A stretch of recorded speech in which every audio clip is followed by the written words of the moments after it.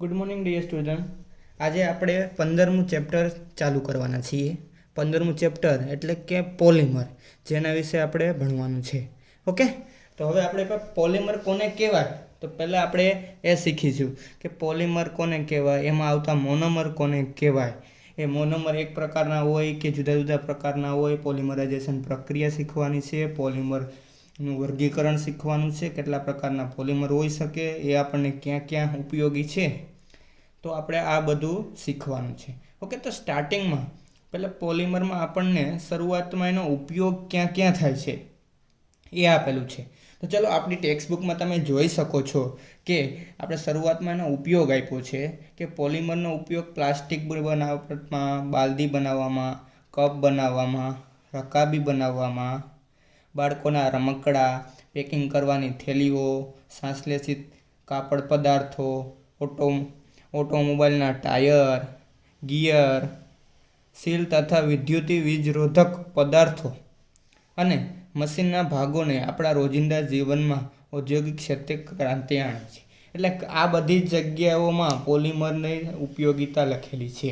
પોલિમરના લીધે આપણે આ બધું જ બનાવી શકીએ. ઓકે, રમકડા બનાવી શકીએ, પેકિંગ કરવાની થેલીઓ, સંશ્લેષિત કાપડ પદાર્થો, પ્લાસ્ટિકની બાલદીઓ, કપ, રકાબી વગેરે, ઓટોમોબાઈલ્સના ટાયર, આપણે જે કાર બાઇક્સ આવે છે એના ટાયર, ગિયર, સીલ, વીજરોધક, વિદ્યુતી રોધક એટલે કે વિદ્યુતના અવરોધ, એટલે કે જે તાર હોય છે, આપણે વાયર, એના ઉપર કવર ચડાવેલું હોય છે, પ્લાસ્ટિકનું કવર. તો એ પ્લાસ્ટિકનું કવર હોય છે એ કેવી રીતે બનાવવાનું, જેને આપણે શોક લાગતો નથી. ઓકે, પછી એ ઉપરાંત બીજી ઘણી જગ્યાએ આપણને પોલિમર પદાર્થો ઉપયોગ થાય છે. એમાં મુખ્યત્વે 4 ઉપયોગ આપેલા છે. એ 4 મુખ્યત્વે કેટલા ઉપયોગ આપેલા? 4. ઉદ્યોગોમાં બનાવવામાં આવે છે, જેમ કે પ્લાસ્ટિક મોસ્ટ ઓફ પ્લાસ્ટિકની બનાવટમાં પોલિમરનો ઉપયોગ થાય. ઇલાસ્ટોમર, રેસાઓ તથા રંગો અને વર્નિશને લગતા ઉદ્યોગની કરોડરજ્જુ છે. આ મુખ્યત્વે ઉપયોગ છે. પોલિમરનો ઉપયોગ ક્યાં થાય છે એ બધું એ લખેલું છે. ઓકે, તો શરૂઆતમાં આપણે જોઈએ પોલિમર. તો કે પોલિમર છે એ કેના પ્રકાર કેટલા હોય, પોલિમર એટલે શું, એ બધું છે. પોલિમર શબ્દ છે એ 2 ગ્રીક શબ્દોમાંથી ઉપજાવેલો, એટલે ગ્રીક ભાષાના શબ્દો આવેલા છે. આપણે જેવી રીતે 11માં પણ આવતું હતું એવી રીતે જ આમાં ગ્રીક ભાષામાંથી લેવામાં આવ્યા છે. પોલી એટલે શું આપણને ખબર છે? પોલી એટલે કે ઘણા બધા. પોલી એટલે કે ઘણા બધા. અને મર એટલે શું થાય? તો એકમ અથવા ભાગ. હવે બેને ભેગું કરી દો. પોલિમર છે, પોલી એટલે ઘણા બધા, અને મર એટલે એકમ અથવા ભાગ. એટલે ઘણા બધા ભાગ અથવા ઘણા બધા એકમો એકબીજા સાથે જોડાય અને જે સંયોજન બનાવે એને પોલિમર કહેવાય. એટલે આપણે આપણી લેંગ્વેજમાં આપણે સમજવું હોય તો જોઈ શકીએ તો કે ભાઈ ઇથિન છે, પ્રોપિન છે, બ્યુટીન છે, આવા ઘણા બધા મોનોમર એકબીજા સાથે જોડાય અને લાંબી શૃંખલામાં બનાવે તો એને પોલિમર કહેવાય. બીજી જે પોલિમરની બીજી વ્યાખ્યા આપી હોય, પોલિમરની પર્યાય વ્યાખ્યા એટલે કે ઘણા બધા અણુઓ જેમના આણ્વીય દળ 10⁻³ થી 10⁻7 U જેટલા હોય. 10⁻³ થી 10⁻7 U એટલે આપણે U એટલે શું? Unified mass, atomic mass of unit. એટલે એનું આણ્વીય દળ છે 10⁻³ થી 10⁻7 એટલે કે 1000 થી લઈને આપણે 10⁻7 સુધી જેટલા બે એટલે મોટા આણ્વીય દળ, એટલે કે મોટા આણ્વીય દળ ધરાવતા જે આપણે જે એકમોવાળા અણુઓ જોઈએ એકબીજા સાથે જોડાય અને જે સંયોજન બનાવે એને પોલિમર કહેવાય. અને આ જો પછી લખ્યું છે તે બૃહદ અણુ તરીકે પણ ઓળખવામાં, એટલે કે બૃહદ અણુ એટલે કે મોટા અણુઓ. ઓકે, એમાં માઇક્રોમોલેક્યુલ્સ એને ઇંગ્લિશમાં કહેવાય. બૃહદ અણુ માઇક્રોમોલેક્યુલ્સ એટલે મોટા અણુઓ ઓળખવામાં આવે છે. તેમને પુનરાવર્તી બંધારણીય એકમો મોટા પાયે જોડાણ કરીને બનાવાય છે. પુનરાવર્તી બંધારણીય એકમ એટલે કે જે આપણે જોઈએ ઘણા બધા એકમો લઈએ, ઇથિન, પ્રોપિન, ઇથિન સાથે પ્રક્રિયા કરો, ઇથિન એવા ઇથિનની અનેક ઇથિનો સાથે પ્રક્રિયા કરવાથી લાંબી શૃંખલામાં જોડાઈ જાય. ઇથિન એકબીજા સાથે ઇથિન એમ જોડાતો જાય. આ પ્રક્રિયા આપણે આગળ જોઈશું અને આપણે પોલિથીન બનાવશું. પ્લાસ્ટિકની થેલી કઈ રીતે બને એ આપણે જોઈશું ઇથિનમાંથી. તો આમ ટૂંકમાં ઇથિન એકબીજા સાથે જોડાતું જાય. એટલે કે જો તમારે ઉદાહરણ તરીકે જોવું હોય તો ઉદાહરણ તરીકે તમે જોઈ શકો કે આ છે તમારું CH2. ઓકે, એટલે તમે શું કહેશો એને? ઇથિન. ઓકે, ઇથિન સાથે બીજો ઇથિન જોડાય CH2 ડબલ બોન્ડ CH2, આ ઇથિન. આને શું કહેવાય? જો આ એક પ્રકારનો મોનોમર કહેવાય. આ બે રાસાયણિક પ્રક્રિયા થઈ અને જે તમને અહીંયા મળે એને પોલીમર કહેવાય. શું કહેવાય? પોલીમર.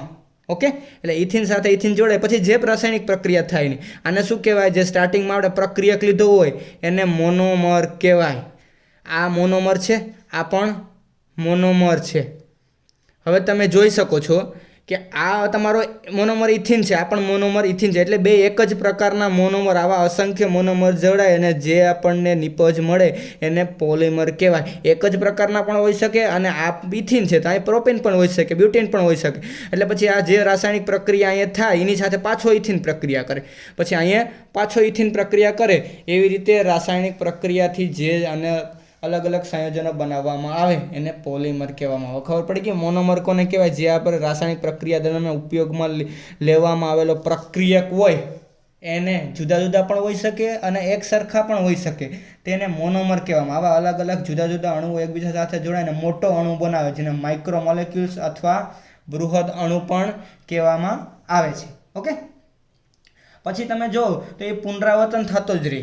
એટલે કે જેમ કે તમે અહીંયા જોઈ શકો કે આ ઇથિનની ઇથિન સાથે પ્રક્રિયા કરો એટલે અહીંયાથી આ ડબલ બોન્ડ બ્રેક થઈ જાય એટલે અહીંયા CH2, અહીંયા આ CH2 જોડાઈ ગયું, અહીંયા આ CH2 જોડાઈ ગયું.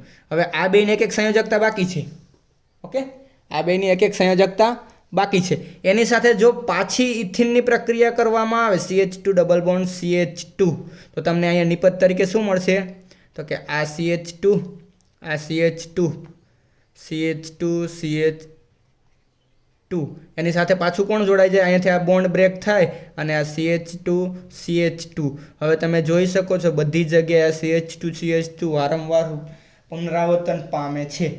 ઓકે, અને આ જે બનતું જાય એને આપણે શું કહેવાય? પોલીમર કહેતા જાય. આ અસંખ્ય પોલીમર બનાવી શકાય. ઓકે, અને આ જે પ્રક્રિયાથી જે બનાવવામાં આવે છે એને પોલિમરાઇઝેશન અથવા બહુલીકરણ પ્રક્રિયા પણ કહેવામાં આવે છે.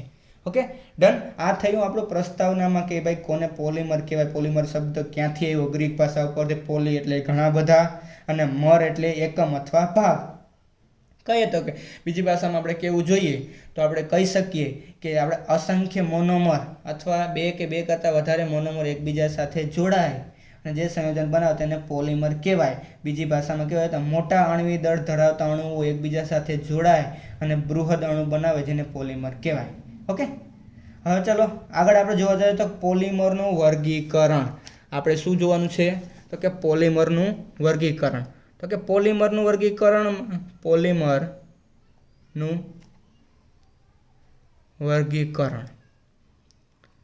ઓકે, તો કે પોલીમરના વર્ગીકરણમાં આપણે જોવા જઈએ તો એના 3 ભાગ પાડવામાં આવે.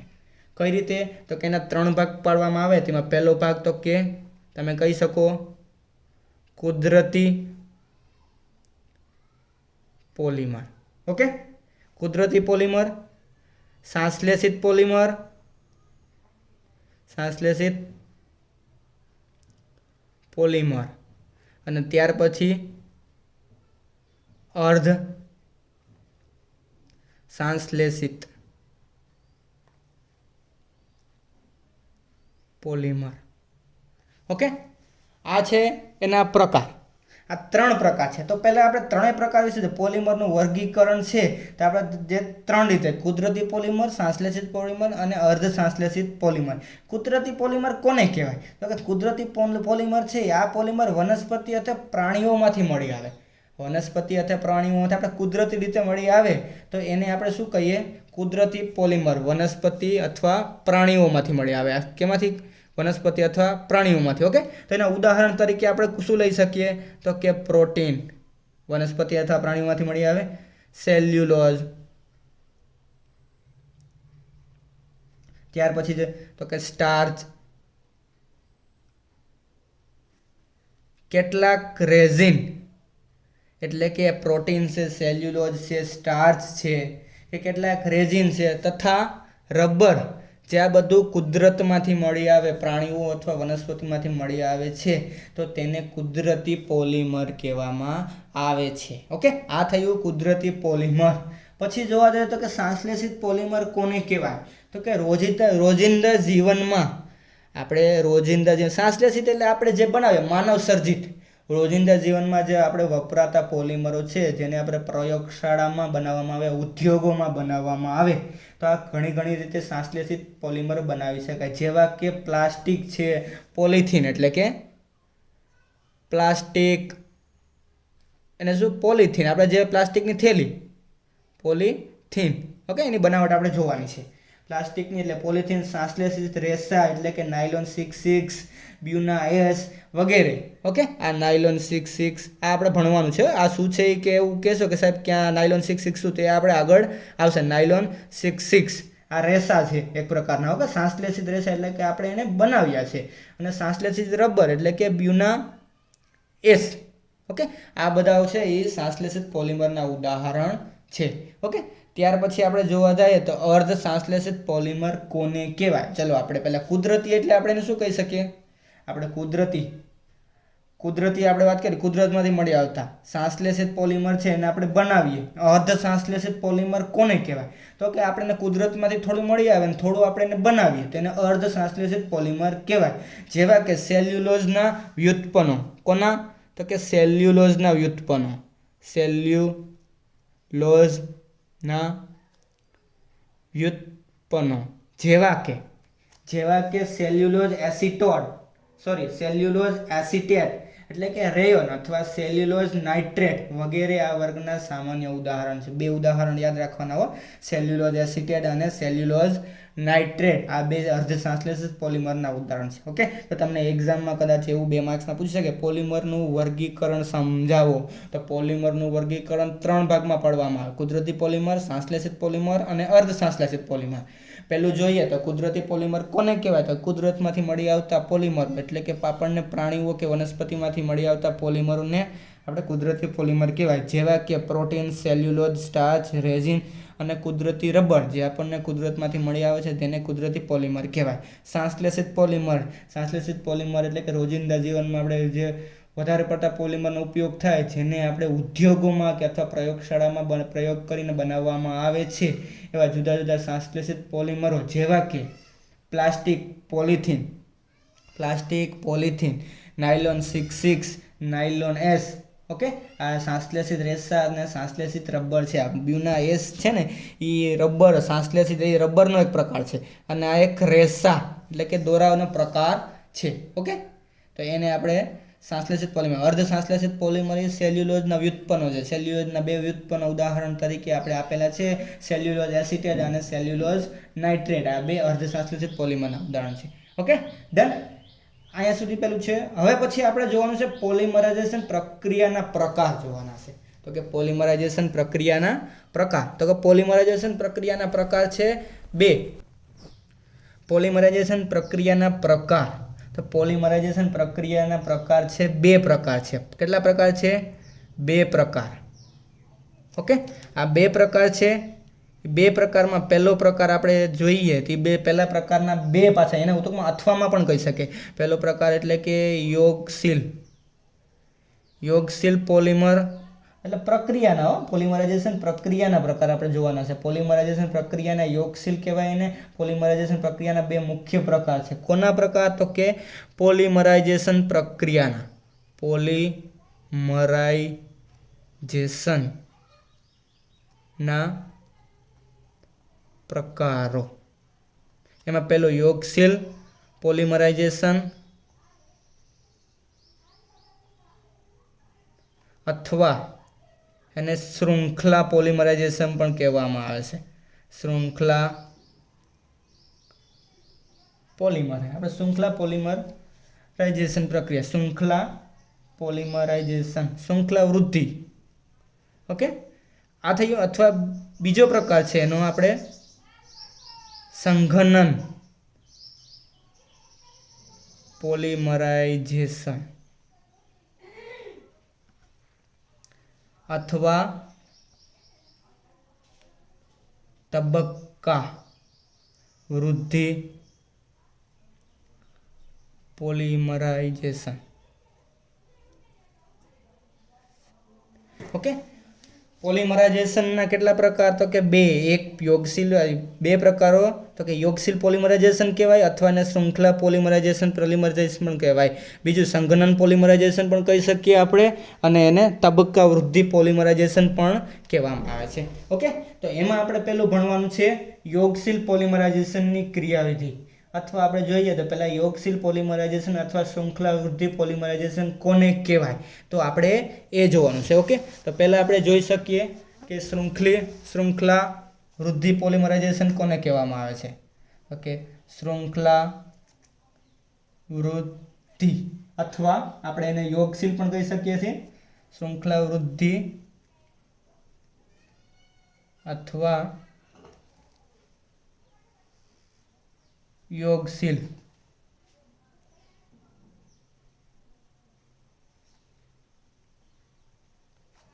ઓકે, પહેલો પ્રકાર. ઓકે, આપણે જોવાનું છે પ્રકાર નંબર પહેલો. તો પહેલો પ્રકારમાં આપણે જોવાનું છે યોગશીલ પોલિમરાઇઝેશન અથવા શૃંખલા વૃદ્ધિ પોલિમરાઇઝેશન. આ પ્રકારના પોલિમરાઇઝેશનમાં હું એક જ પ્રકારનો મોનોમર હોય અથવા જુદા જુદા પ્રકારના મોનોમર એકબીજા સાથે ઘણા બધા પ્રકારમાં જોડાઈ જાય અને પોલિમર બનાવે છે. એટલે કે આપણે મોનોમર, આપણે એ પ્રકારનો મોનોમર લઈએ.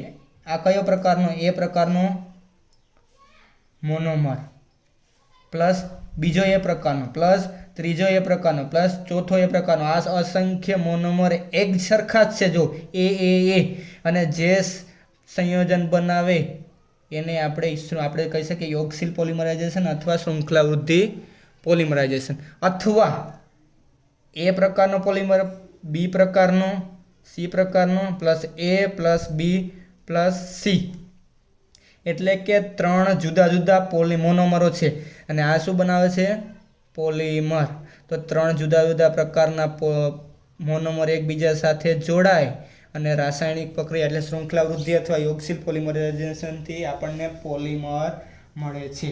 ઓકે, તો આ છે તમારું શૃંખલા અને યોગશીલ પોલિમરાઇઝેશનના ઉદાહરણ તરીકે આપણે લીધું છે આલ્કીન, આલ્કાડાઇન અથવા તેમના વ્યુત્પન્નો. આ પ્રકારનું પોલિમરાઇઝેશન શૃંખલામાં લંબાઈમાં વધારો કરે છે. હવે તમે જો કે યોગશીલ પોલિમરાઇઝેશન વાળું કીધું છે, યોગશીલ પોલિમરાઇઝેશન અને શૃંખલા વૃદ્ધિ પોલિમરાઇઝેશન પણ કેમ કીધું છે તો તમે તમારી ટેક્સ્ટબુકમાં તમે જોઈ શકો છો. હવે જો આ મોનોમર એકબીજા સાથે જોડાઈને લાંબી શૃંખલા બનતી જાય છે. લાંબી શૃંખલા એકબીજા મોનોમર સાથે જોડાઈને લાંબી શૃંખલા બનતી જાય છે, જેના લીધે એને શૃંખલા વૃદ્ધિ પોલિમરાઇઝેશન પણ કહેવામાં આવે છે. યોગશીલ પોલિમરાઇઝેશનને શૃંખલા વૃદ્ધિ પોલિમરાઇઝેશન પણ કહેવામાં આવે, કેમ કે લાંબી શૃંખલા બનતી જાય છે ને એટલે. ઓકે, તો એના ઉદાહરણ એ બધું આપણે પછી જોઈએ છે નીચેના ટોપિકમાં. તો આપણે ટોપિકમાં જોઈએ યોગશીલ પોલિમરાઇઝેશનની ક્રિયાવિધિ જોવાની છે. કોની ક્રિયાવિધિ જોવાની છે? તો કે યોગશીલ એટલે કે યોગશીલ પોલિમરાઇઝેશન ની ક્રિયાવિધિ. ઓકે, અથવા તરીકે આપણે એને કેવું હોય તો આપણે બીજું નામ પણ શું? શૃંખલા વૃદ્ધિ પોલિમરાઇઝેશનની ક્રિયાવિધિ. હવે જો આમાં તમારે એક ઉદાહરણ ખાસ યાદ રાખવાનું છે. ઓકે, વર્ણન પછી જોજો, પહેલાં એનું તમારે ઉદાહરણ જોવાનું છે કે કઈ રીતે રાસાયણિક પ્રક્રિયાઓ થાય છે. ઓકે, તો જો એની રાસાયણિક પ્રક્રિયામાં શું તમારે જોવાનું છે? ઉદાહરણ લીધું છે તમને બેન્ઝોઇલ પેરોક્સાઇડનું. પહેલાં ડાયરેક્ટ તમે ઉદાહરણ યાદ રાખો. તમને યોગશીલ પોલિમરાઇઝેશનની ક્રિયાવિધિમાં તમારે જોવું હોય તો બેન્ઝોઇલ પેરોક્સાઇડનું ઉદાહરણ યાદ રાખો. તો બેન્ઝોઇલ પેરોક્સાઇડ એટલે કે C6H5 આ બેન્ઝીન. ઓકે, એની સાથે C ડબલ બોન્ડ O, અહીંયા બે ઓક્સાઇડ પેરોક્સાઇડ કીધું છે, benzoyl peroxide C double bond O. પછી જોવા જાઓ તો C6H5 આનું નામ આપવામાં આવ્યું છે બેન્ઝોઇલ પેરોક્સાઇડ. Benzoyl peroxide.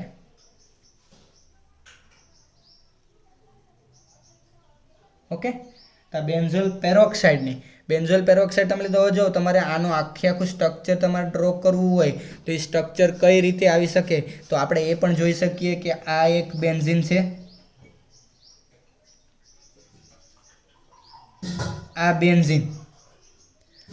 બેન્ઝીનમાં એની સાથે ઓકે આ બેન્ઝીન છે, એની સાથે અહીં એક કાર્બન, અહીં ડબલ બોન્ડથી ઓક્સિજન, આ ઓક્સિજન આ એક ઓક્સિજન, અહીંયા પાછો કાર્બન, આ ડબલ બોન્ડ O અને અહીંયા બેન્ઝીન.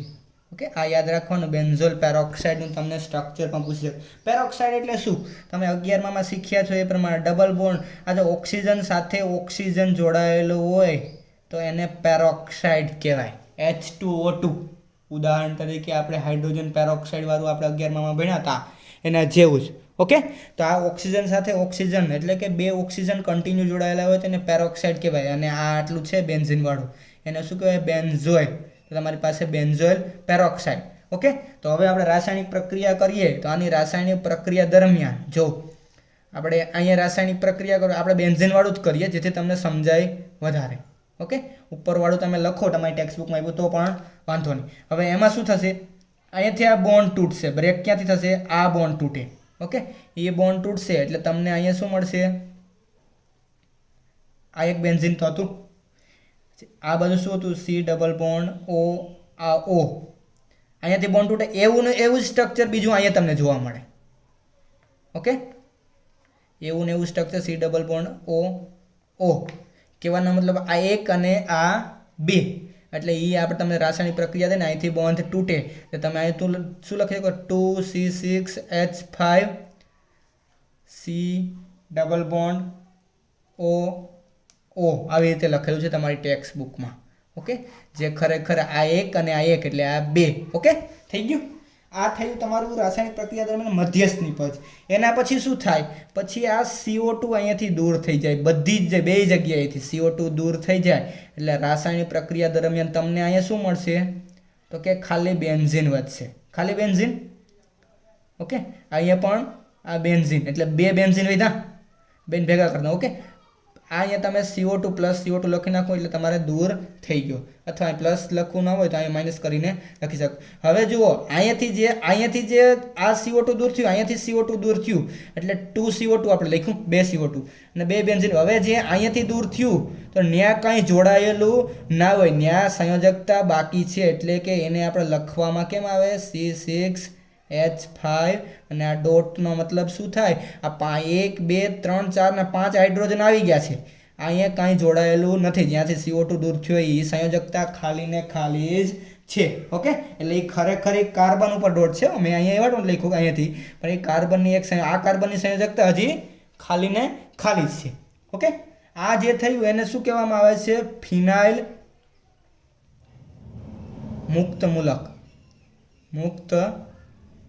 ફિનાઇલ મૂલક અથવા ફિનાઇલ મુક્ત મૂલક. ઓકે, મૂલક, ફિનાઇલ મૂલક કહેવામાં આવે છે. હવે જુઓ આ તમને જે બે મળ્યું છે ને, હવે એને એટલે C6H5 તો એની પ્રક્રિયા આપણે કરવાની છે ઇથિન સાથે. કોની સાથે પ્રક્રિયા કરવાની છે આપણે? એની પ્રક્રિયા કરશું આપણે કોની સાથે? તો કે ઇથિન સાથે. ઓકે, તો પહેલાં આપણે લઈએ આ C6H5, એમાં એક સંયોજકતા બાકી હતી એની તમારે CH2 ડબલ બોન્ડ CH2 એની ઇથિન સાથે પ્રક્રિયા કરવાની છે. ઇથિન સાથે પ્રક્રિયા કરતાં મોટું કદ ધરાવતો મુક્ત મૂલક મળે. મોટું કદ ધરાવતો એટલે કે આ C6H5. હવે શું થાય? આજે તમારી પાસે ડબલ બોન્ડ હતા, અહીંયાથી આ બ્રેક થઈ જાય અને કોની સાથે? કાર્બન સાથે એક CH2 જોડાઈ જાય ને બીજું CH2 અહીંયા જોડે. હવે જો બેને એક સંયોજકતા ખાલી થશે, અહીંયાથી CH2 આ બેની એક સંયોજકતા ખાલી થઈ, આ છે એ અહીંયા જોડાઈ ગયું. હવે આ છે એની સંયોજકતા બાકી છે, એના લીધે આ કાર્બન ઉપર આપણે આવી રીતે ડ્રો કરી શકીએ. ઓકે, તો આ જે મોટું કદ ધરાવતો મુક્ત મૂલક મળે. શું મળે? મોટું કદ ધરાવતો મુક્ત મૂલક તો કે ફિનાઇલ મૂલક. ઓકે, હવે જે તમને આ મળ્યું છે એની પાછી હું ઇથિન સાથે પ્રક્રિયા કરું, CH2 double bond CH2. Okay, આની હું પાછી પ્રક્રિયા કરું તો મને અહીંયા શું મળશે?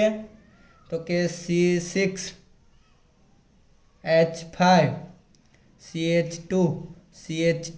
હવે જો અહીંયા એક સંયોજકતા બાકી હતી, હવે અહીંયા ડબલ બોન્ડ હતું એમાંથી આ બ્રેક થાય એટલે પાછું આના જેવું જ થશે, CH2 બે બાજુ એક સંયોજકતા બાકી છે, આ ડાયરેક્ટ આની સાથે જોડાઈ જાય, CH2 પાછી એક સંયોજકતા આની બાકી રહી. ઓકે, આ એક થઈ ગયું. આને તમે આ આપણે અહીંયા કેટલું લીધું હતું? શરૂઆતમાં એક જ બેન્ઝીન સાથે ઇથિનની પ્રક્રિયા કરી હતી. તો આપણી પાસે કેટલા બેન્ઝીન હતા? 2 બેન્ઝીન હતા. તો 2 બેન્ઝીન હતા એટલે કે બીજા બેન્ઝીનની પાછી ઇથિન સાથે તમે પ્રક્રિયા કરવા જાઓ C6H5CH2 એટલે તમને પાછું આ મળશે. એટલે કે મોટું કદ ધરાવતો એની પાછી ઇથિન સાથે પ્રક્રિયા કરો એટલે પાછું આ મળશે તમને. એટલે કે તમને જે અહીંયા મળ્યું છે એનું એ જ તમને શું મળશે? પાછું તમે CH2 સાથે પ્રક્રિયા કરવા જાઓ. ચલો આને હમણાં ભૂલી જાઓ. આ તમને મળ્યું હતું એની પાછી તમે N કેટલા સાથે? તો કે આપણે પ્લસ અસંખ્ય ઇથિન સાથે પ્રક્રિયા કરો. અસંખ્ય ઇથિન સાથે પ્રક્રિયા કરો તો તમને અહીંયા શું મળશે નિપજ તરીકે? તો કે C6H5CH2 અસંખ્ય n લીધા છે તો હવે તમે આવી જાઓ CH2 આ વારંવાર રિપીટ થતો મળે. પરંતુ લાસ્ટમાં જે 2 CH2 વધે એમાં છેલ્લો CH2 હોય એની એક સંયોજકતા બાકી રહી. આ તમને મળ્યું છે એ મોનોમર કહી દો તમને આવું. આ એક મળ્યું. હવે જે બેન્ઝીન બાકી રહ્યું એ બેન્ઝીનની તમે પાછી ઇથિન સાથે પ્રક્રિયા કરો તમને આ મળે. એની પાછી ઇથિન સાથે પ્રક્રિયા કરો અહીંયાથી એટલે તમને આ મળે. એની અસંખ્ય ઇથિન સાથે પ્રક્રિયા કરો એટલે ફરી તમને આવો ને આવો બીજો મળશે. ઓકે, આવો ને આવો બીજો મળે એટલે કે A અને B કહી દો. એટલે E2 ની તમે રાસાયણિક પ્રક્રિયા કરવા જાઓ એટલે કે તમે અહીં જોઈ શકો. ઓકે, શું કરશું? તો કે પહેલાં આપણને શું મળ્યું હતું? તો કે તમે જોવા જાઓ.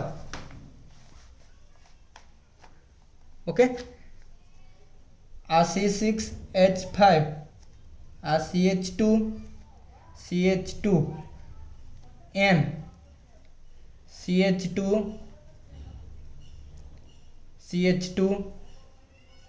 અને આની એક સંયોજકતા બાકી. આ પહેલામાંથી મળ્યો હતો એને આપણે એ કીધું હતું પ્લસ બીજા બેન્ઝીનમાંથી આપણને મળ્યું C6H5CH2N CH2 ઓકે, આ બેની યોગશીલ પોલિમરાઇઝેશન દ્વારા પ્રક્રિયા થઈ એટલે કે આ બેને ભેગા કરવાથી તમને જે મળે એ અહીંયા લખવાનું છે. હવે કઈ રીતે થાય જો આ આખું લખી નાખો C6H5 ઓકે, 1 મિનિટ ચાલુ રાખજો.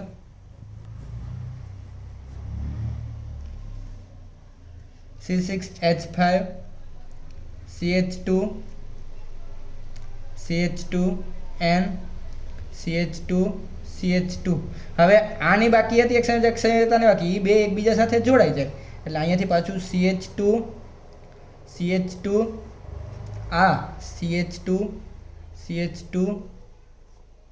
N અને છેલ્લે આવશે C6H5 ઓકે.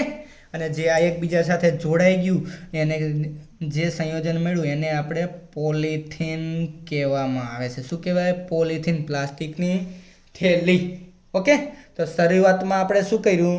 તો કે જે આપણને બેન્ઝોઇલ પેરોક્સાઇડ મળ્યો હતો. ઓકે, તો ચલો હવે આપણી ટેક્સ્ટ બુક પર આવી જાઓ. તો ટેક્સ્ટ બુકમાંથી આપણે જોઈએ તો ટેક્સ્ટ બુકમાં જે આપ્યું છે એ પ્રમાણે જો બેન્ઝોઇલ પેરોક્સાઇડ લીધું. બેન્ઝોઇલ પેરોક્સાઇડમાંથી પહેલાં અહીંથી બોન્ડ તૂટ્યો અને તમને જે મધ્યસ્થ નિપજ મળી એ બે મળી. એ બે મળી પછી એમાંથી જે તમને અલગ આ CO2 કાર્બન ડાયોક્સાઇડ અલગ થઈ અને ફિનાઇલ મુક્ત મૂલક મળ્યો. ફિનાઇલ મુક્ત મૂલકની ઇથિન સાથે પ્રક્રિયા કરવાથી પહેલાં એક જ બેન્ઝીનની પ્રક્રિયા ઇથિન સાથે કરી એટલે મોટું કદ ધરાવતો મુક્ત મૂલક મળ્યો. હવે એની સાથે ફરી પાછી ઇથિનની પ્રક્રિયા કરવામાં આવી એટલે તમને આ વધારે મોટો અણુ મળ્યો. હવે જેમ પાછળ એક સંયોજકતા બાકી રહે એની તમારી સાથે N ઇથિન સાથે કોની સાથે N CH2 double bond CH2 સાથે પ્રક્રિયા કરવાથી NCH2 સાથે પ્રક્રિયા કરવાથી તમને આ મળશે મોનોમર. આ A મોનોમર. એવો જ પાછો ફરી આપણે બીજા બેન્ઝીન સાથે અહીંયા આપણને 2 બેન્ઝીન મળ્યા હતા એ બીજા બેન્ઝીન સાથે પ્રક્રિયા કરવા જઈએ એટલે તમને ફરીથી પાછી ઇથિનને તમને આવો ને આવો બીજો મળે. એક આ અને બીજો B. આ A અને B આ બે એક જ પ્રકારના જો આ અને આ બે સરખા જ છે એટલે કે સરખા મોનોમર એકબીજા સાથે રાસાયણિક પ્રક્રિયા કરીને શું બનાવે? પોલિથીન બનાવે છે. ઓકે, વર્ણનમાં જોવા જાઓ તો વર્ણનમાં હવે તમે ખબર પડશે કે વર્ણન કેવી રીતે આવ્યું છે. ઓકે, તો હવે વર્ણનમાં તમે જોઈ શકો છો કે હવે જો વર્ણનમાં તમારે કઈ રીતે બધું જ લખવાની જરૂર નથી. ડાયરેક્ટ તમારે કહેવાય કે યોગશીલ પોલિમરાઇઝેશન પ્રક્રિયામાં ઉદ્દીપક તરીકે જેવા કે બેન્ઝોઇલ પેરોક્સાઇડ, એસિટાઇલ પેરોક્સાઇડ અથવા તૃતીય બ્યુટાઇલ પેરોક્સાઇડ એટલે કોઈ પણ પેરોક્સાઇડની હાજરીમાં પોલિમરાઇઝેશન પ્રક્રિયાથી ઇથિનમાંથી પોલિથીન બનાવી શકાય છે.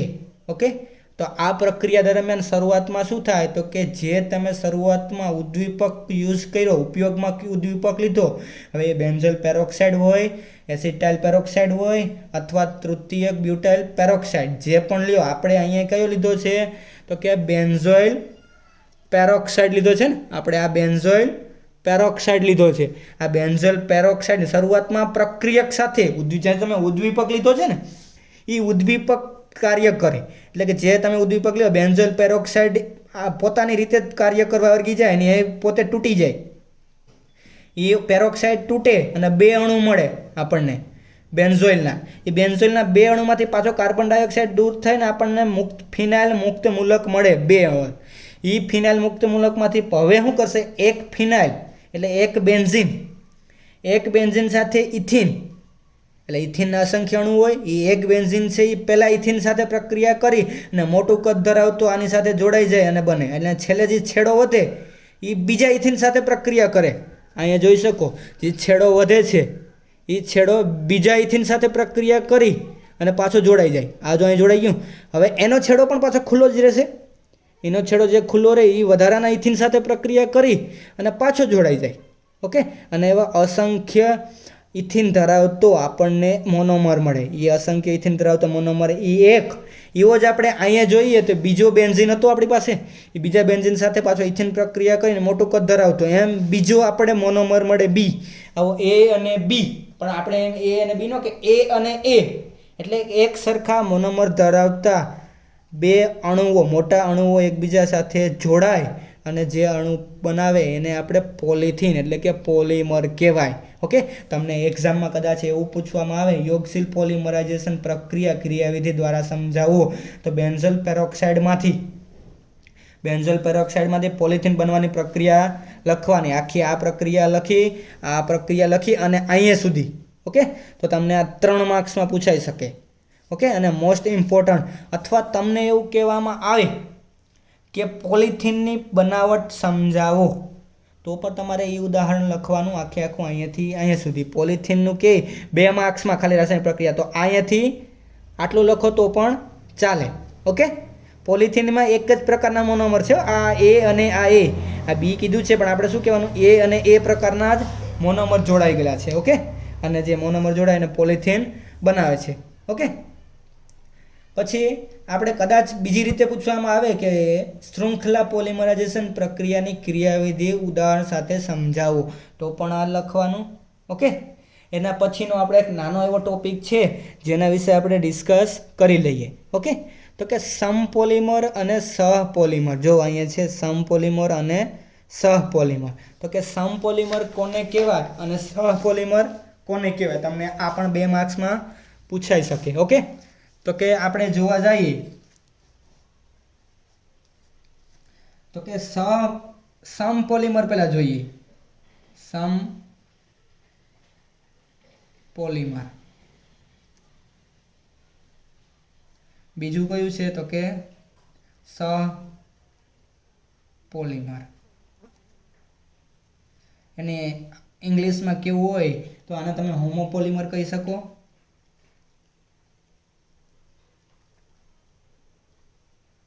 અને આને તમારે કેવું હોય તો કોપોલિમર. ઓકે, તો જો તમે અહીંયાથી તમને ખબર પડી જાય કે સમ એટલે કે સરખા મોનોમર, એક જ પ્રકારના મોનોમર,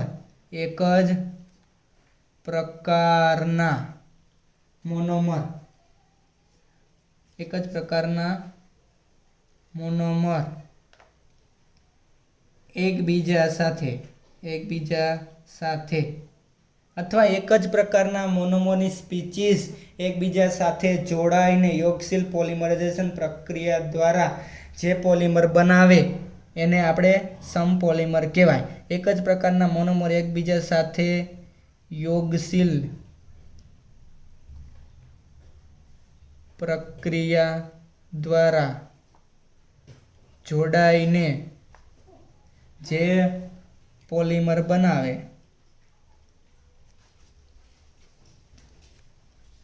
તેને સમપોલિમર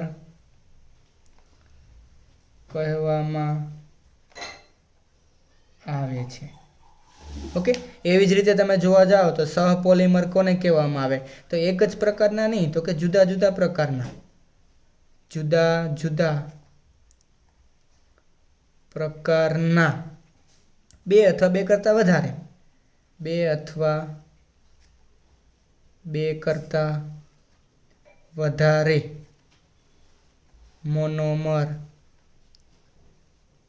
એકબીજા સાથે જોડાઈને જે પોલિમર બનાવે તેને સહપોલિમર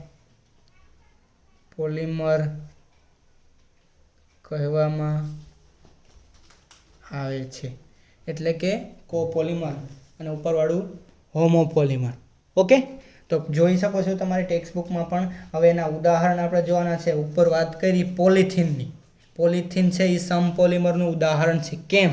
તમે જોઈ શકો કે અહીંયા જુઓ, આ મોનોમર છે તમારો એ અને આ પણ એ, એટલે સરખા મોનોમર જ છે. જો C6H5 CH2CH2 NN CH2CH2, આ એક અને આ બે સરખા મોનોમર એકબીજા સાથે જોડાઈને જે પોલિથીન બનાવે છે, સરખા મોનોમર એકબીજા સાથે જોડાઈને ને, બેન્ઝોઇલ પેરોક્સાઇડ તો ઉદ્દીપક છે હો, એટલે એ નહીં. આ જુઓ, સરખા મોનોમર એકબીજા સાથે જોડાઈને પોલિથીન બનાવે, એટલે કે પોલિથીન એ કોનું ઉદાહરણ? સમપોલિમરનું. સહપોલિમરનું ઉદાહરણ કયું છે? તો સહપોલિમરનું ઉદાહરણ તમે જોવા જાઓ તો બ્યુના એસ છે. કયું? ઉદાહરણ તરીકે બ્યુના એસ એ રબરનો પ્રકાર છે. કોનો પ્રકાર છે? રબરનો પ્રકાર છે. ઓકે, તો એ છે કેમાંથી બને? બ્યુટા 1,3 ડાઇન પ્લસ સ્ટાયરીનને ભેગું કરવાથી, એટલે કે બેની રાસાયણિક પ્રક્રિયા દ્વારા થાય છે. તો એનું આપણે ઉદાહરણ જોવા જઈએ, બ્યુના એસ અને બ્યુના એન આપણે ભણવાનું છે. તો આપણે ઉદાહરણ જોવા જઈએ તો કે બ્યુટા 1,3 ડાઇન શું છે? બ્યુટા 1,3 ડાઇન. હવે જો, બ્યુટા એટલે મિથેન, ઇથેન, પ્રોપેન ને બ્યુટેન. આ બ્યુટેન થયું. હવે 1,3 ડાઇન એટલે પહેલા અને ત્રીજા ઉપર બે ઇન છે, આલ્કિન. ઓકે, તો તમે જોવા જાઓ તો ડાઇન આવશે. ડાઇન. હવે પહેલા ત્રીજા, અહીંથી 1, 2, 3 અને 4 નંબર આપો. પહેલા અને ત્રીજા ઉપર, આ પહેલા ઉપર, આ બીજા અને આ ત્રીજા ઉપર. પહેલા અને ત્રીજા ઉપર ડબલ બોન્ડ. બાકીના જગ્યાએ હાઇડ્રોજન પૂરા કરજો. કાર્બનની સંયોજકતા 4 હોય, 2 પૂરી, આ 2, અહીં એક હાઇડ્રોજન, અહીં એક હાઇડ્રોજન અને અહીંયા 2 હાઇડ્રોજન. આ થયું બ્યુટા 1,3 ડાઇન.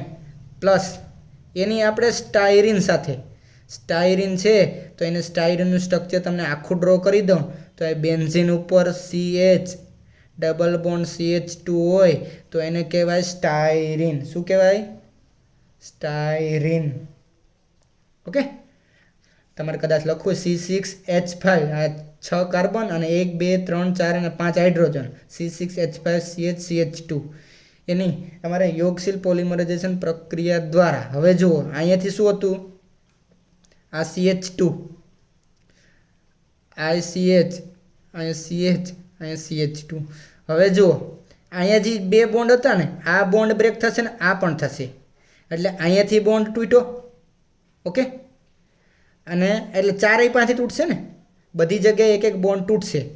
અહીંયાથી તૂટ્યો એટલે આને લાગુ પડશે અને આને લાગુ પડશે. અહીંયા જો એ આખે આખું લખું, આ CH2 CH CH2. હવે જુઓ, આવી રીતે હતું આપણી પાસે. હવે આ બોન્ડ તૂટે તો આને અને આને બેની સંયોજકતા મુક્ત થઈ. આ બોન્ડ તૂટે, આને અને આને, ઓકે, ચારેયની સંયોજકતા મુક્ત થઈ. હવે ચારેયની સંયોજકતા મુક્ત થઈ એટલે આ એક અને આ એક એ બે કન્વર્ટ થઈ જશે અહીંયા ડબલ બોન્ડમાં. ઓકે, આ બે કન્વર્ટ થઈ જશે, ક્યાં થઈ જશે? અહીંયા. એટલે આ બેનું કામ પૂરું થઈ ગયું. બાકી રહ્યા આ બે. હવે આ જે પ્રક્રિયા છે એ એમને ખાલી રહેશે અહીંયા આ બાજુ કરવાનું. આ બાજુ જે CH2 છે એ કોની સાથે જોડાય? તો કે એ આ સ્ટાયરીન છે ને, એ સ્ટાયરીનનો અહીંયા CH આ ડબલ બોન્ડ છે ને, આ બોન્ડ અહીંયાથી તૂટે. એ બોન્ડ તૂટશે એટલે એક સંયોજકતા આની અને એક સંયોજકતા આની. એટલે આ જે સંયોજકતા છે ને એ અહીંયા જોડાઈ જાય. ઓકે, ક્યાં જોડાશે? એ આની સાથે. અહીંયા CH જોડાઈ ગયું, અહીંયા આ બેન્ઝીન અને અહીંયા CH2. ઓકે, આ તમારે જોડાઈ ગયું. હવે જો આ CH2N, હવે અહીંયા બે એક એક સંયોજકતા બાકી છે, ત્યાં શું જોડાય? તો કે આ એક પોલિમર બન્યું. હવે અહીંયા શું જોડાયેલું હશે? તો કે કન્ટિન્યુ પાછું કોની સાથે? અહીંયાથી અસંખ્ય આપણે લીધા હોય n. હવે જુઓ તમે, અહીંયા n લીધું, અહીંયા પણ n લીધું, તો આની સાથે બીજો અણુ જોડાશે. અહીંથી કન્ટિન્યુ એમ સ્ટાર્ટનું સ્ટાર્ટ જ ચાલતું જાય. અને પાછું તમારે આખું લખવું હોય તો CH2 CH double bond CH2 આ CH આ બેન્ઝીન અને અહીંયા આવશે CH2. અહીંયાથી આમ લખાય એમ અસંખ્ય આવા નવા રિપીટ થતા જ આ પૂરું થાય. અહીંયા પછી પાછું આ CH2 CH double bond CH2 CH benzene, એવી રીતે આમ અસંખ્ય ચાલુ જ રહે. જેને આપણે શું કહેવામાં આવે છે? અને આપણે શું કહેવામાં આવે છે? બ્યુનાએસ. અને આખું નામ છે, આ રબર છે એને બ્યુટાડાઇન સ્ટાયરીન રબર કહેવામાં આવે છે, જે સહપોલિમરનું ઉદાહરણ છે. ઓકે, તો સમ એટલે શું કહેવાય? સરખા પોલિમર, એક જ પ્રકારના મોનોમર એકબીજા સાથે જોડાય યોગશીલ પોલિમરાઇઝેશન પ્રક્રિયા દ્વારા પોલિમર બનાવે તેને સમ પોલિમર કહેવાય. સમ એટલે સરખા, સહપોલિમર એટલે કે જુદા જુદા પ્રકારના. એટલે આ બે જુદા જ છે ને, આ બ્યુટા 1,3-ડાઇન અને આ સ્ટાયરીન, આ તો એક જ પ્રકારનું છે. જુદા પ્રકારના મોનોમર એકબીજા, આ મોનોમર છે જુદા પ્રકારના મોનોમર એકબીજા સાથે જોડાય અને જે પોલિમર બનાવે એને સહપોલિમર કહેવાય અથવા કોપોલિમર. જેનું ઉદાહરણ છે બ્યુનાએસ જે રબર છે. બ્યુટા 1,3-ડાઇન અને સ્ટાયરીનને જોડાણ કરવાથી રાસાયણિક યોગશીલ પોલિમરાઇઝેશન પ્રક્રિયા દ્વારા બ્યુનાએસ બને છે. બ્યુટા 1,3-ડાઇન અને સ્ટાયરીન કેવી રીતે બન્યું છે એ મેં તમને સમજાવ્યું. અહીંયાથી આ બોન્ડ તૂટી આ ડબલ બોન્ડમાં કન્વર્ટ થઈ ગયું. આ બેને એક સંયોજકતા બાકી છે. એ સંયોજકતા આ ક્યાં જોડાશે? અહીંયાથી બોન્ડ તૂટે અને અહીંયા જોડાય. જોજો ખાસ, અહીંયા જોડાય એટલે એ અહીંયા જોડાઈ ગયું CH અને અહીંયા CH2. આ જે બે એક સંયોજકતા બાકી છે ત્યાં પાછું કન્ટિન્યુ અસંખ્ય મોનોમર ચાલ્યા કરે. ઓકે, તો આ થયું આપણું સહ અને સમપોલિમર. 2 માર્ક્સમાં પૂછી શકે સમપોલિમર ઉદાહરણ સાથે સમજાવો અથવા સહપોલિમર ઉદાહરણ સાથે સમજાવો. તો સમપોલિમરનું ઉદાહરણ તમને સમજાવવાનું કહે તો પોલિથીનનું લેવાનું, અહીંયાથી લખવાનું, આ ઉદાહરણ સાથે સમજાવવાનું. સહનું કહે તો આ ઉદાહરણ સમજાવવાનું, થિયરી લખવાની. Okay, done. તો ચાલો નેક્સ્ટ એના પછીનો ટોપિક છે કેટલાક મહત્ત્વના યોગશીલ પોલિમર સંયોજનો, જે આપણે નેક્સ્ટ લેક્ચરમાં સ્ટડી કરીશું. Okay, thank you.